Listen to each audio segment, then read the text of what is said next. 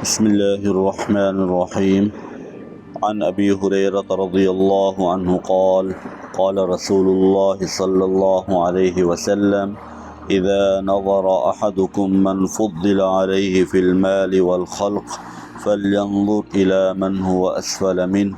متفق عليه. حضرت ابو ہریرہ رضی اللہ تعالیٰ عنہ اس حدیث شریف کے راوی ہیں.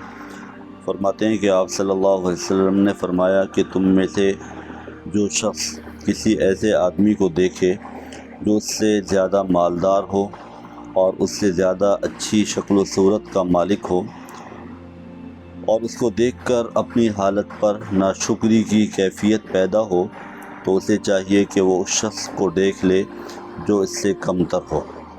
یہ حدیث امام بخاری اور امام مسلم رحمہ اللہ نے اپنی کتب کے اندر نقل فرمائی ہے.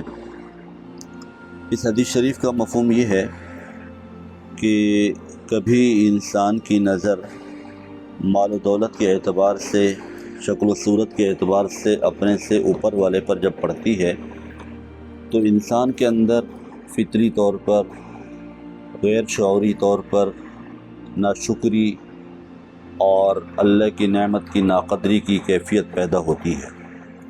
اس کا حل اللہ کے نبی صلی اللہ علیہ وسلم نے ارشاد فرمایا کہ جب ایسا ہو کہ کسی زیادہ مال و دولت والے کو دیکھ لیں، زیادہ شکل و صورت والے کو دیکھ لیں اور اپنا مال و دولت اور اپنی شکل و صورت کم نظر آنے لگے، تو پھر اپنے سے نیچے والے کو، اس شخص کو دیکھیں جو آپ سے مال و دولت کے اعتبار سے بھی کم تر ہو، شکل و صورت کے اعتبار سے بھی کم تر ہو. ویسے بھی اللہ تعالیٰ نے اتنی نعمتیں ہمیں عطا کی ہیں کہ نعمتوں کو ہم شمار نہیں کر سکتے. ہم سوچتے ہیں کہ مجھے فلاں چیز کی ضرورت ہے اور وہ چیز تو میرے پاس ہونی چاہیے، لیکن اگر ہم چند لمحے کے لیے یہ سوچیں کہ میں نے اللہ تعالیٰ سے کتنی نعمتیں مانگی ہیں اور خود محنت کر کے میں نے کتنی نعمتیں حاصل کی ہیں، اور کتنی نعمتیں، کتنی چیزیں ایسی ہیں کہ جس کا میں نے کبھی سوچا ہی نہیں، لیکن اس کے باوجود اللہ تعالیٰ نے اتنی نعمتیں عطا فرمائیں کہ وہ نعمتیں جو ہم نے کبھی سوچی نہیں، کبھی ہم نے مانگی نہیں، وہ ان نعمتوں سے زیادہ ہوں گی جو ہم نے اللہ سے مانگی.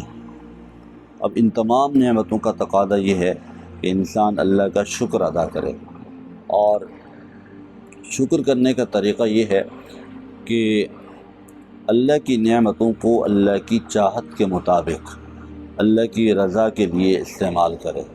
مثال کے طور پر آنکھ کی نعمت اللہ نے دی ہے تو انسان آنکھ کو اللہ کی رضا والے کاموں میں استعمال کرے. زبان کی نعمت اللہ نے دی ہے تو زبان کو اللہ تعالیٰ کی چاہت اور اللہ کی رضا والے کاموں میں استعمال کرے، حق بات کرے، حق بولے، کلام پاک کی تلاوت کرے، ذکر و اذکار کرے. یہ نعمتوں کا طریقہ ہے. اس طرح مال و دولت کی نعمت اللہ نے دی ہے تو اس مال و دولت کے اندر انسان غریبوں کو، اپنے رشتہ داروں کو شامل کرے تو یہ اللہ کی نعمتوں کا شکر ہے. اور لئن شکرتم لازیدنکم، جب ہم اللہ کی نعمتوں کا شکر ادا کریں گے تو اللہ ہماری نعمتوں کو بڑھائیں گے. اللہ عمل کی توفیق نصیب فرمائے.